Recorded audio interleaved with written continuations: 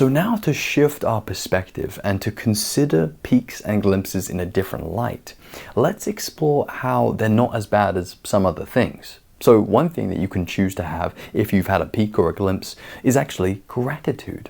And this is because by virtue of the fact that it's a peak or a glimpse and not a full relapse, shows that you were able to pull yourself out of the lust without having fully engaged in it.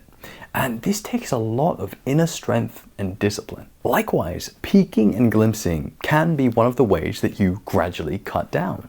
For example, you might start out with consuming very stimulating stuff, and then you might gradually cut back and just see photos and images via quick peaks and glimpses. Now, this isn't something that I actually recommend. I personally suggest you quit altogether so you can heal your mind and spirit the best you can. But understandably, some of you guys are at different points on the path. And of course, you've got to start somewhere. You've got to be where you are.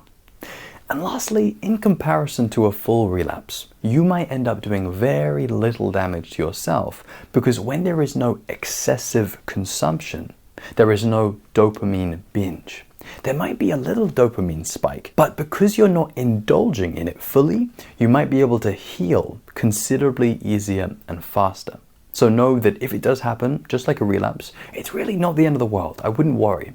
It's just something to reflect on and then to improve on so that you can stay on the path more consistently. Also, do remember that peaking and glimpsing is ideally not something that you should allow yourself to do. But if you do peak, don't let it discourage you. You are human and you're gonna have some really strong desires whilst you're alive. So keep a broad perspective. Forgive yourself nice and quickly, and then do the work on yourself to get back to a more spiritual state of being through meditation, yoga, prayer, and everything else that helps you feel calm and connected. So I hope this video has been helpful. Remember to keep doing your best and allow yourself to be wherever you're at right now. And as always, if you enjoyed this one and would like more, then my friend, please do subscribe.